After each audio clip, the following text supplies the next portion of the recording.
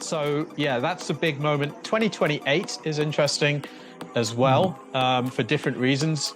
The reason I'm looking at 2028 is that that's when we have Saturn and Pluto in a kind of 90-degree square aspect. Now, that's the square is seen as a kind of an aspect of friction. It's seen to be of the nature of Mars. It has to do with conflict and friction, action as well.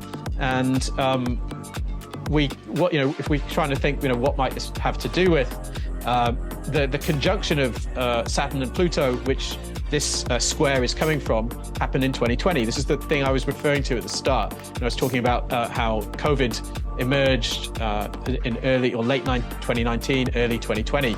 We have a conjunction of Saturn and Pluto on January the 12th, 2020. I think it was January the 11th. The first news story comes out saying somebody's died of a mysterious virus in Wuhan, China.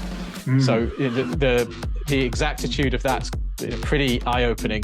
But essentially, when we get to the square between these two planets, whatever's coming at that time is going to have to do with what was put into play, what was kind of originated in those early days of the pandemic. We're going to see an important moment in the story that was initiated at that time in 2028.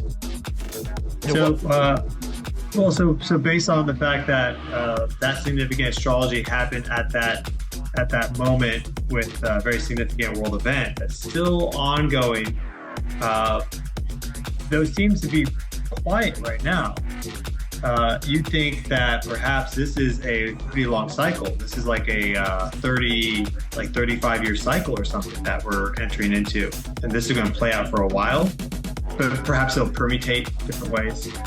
Yeah, so essentially what we're looking at with astrology, we're looking at kind of many different cycles that are all overlaid on top of each other, happening at the same time.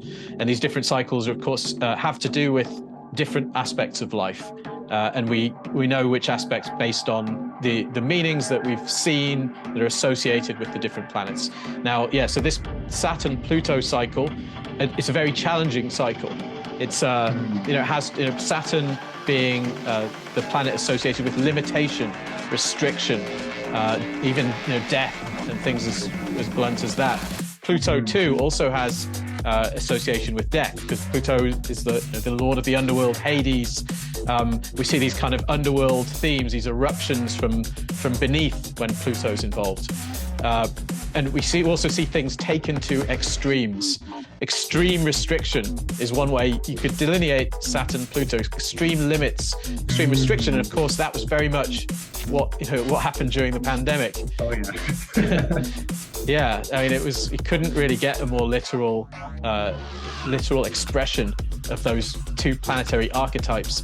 So what we're not, those two planets aren't really they're not really dialoguing much at the moment, right? So they're not at a major aspect. So it can be it's quite normal that that certain things bubble up at the time of the conjunction, and then we don't really see, exactly. Yes, it becomes less visible, less obvious, and then at each major aspect, we start to see expressions again of what was initiated at the conjunction, and that's what we'll see, I think, quite evidently in 2028 when those two planets reach a square. What could that be? There's lots of possibilities.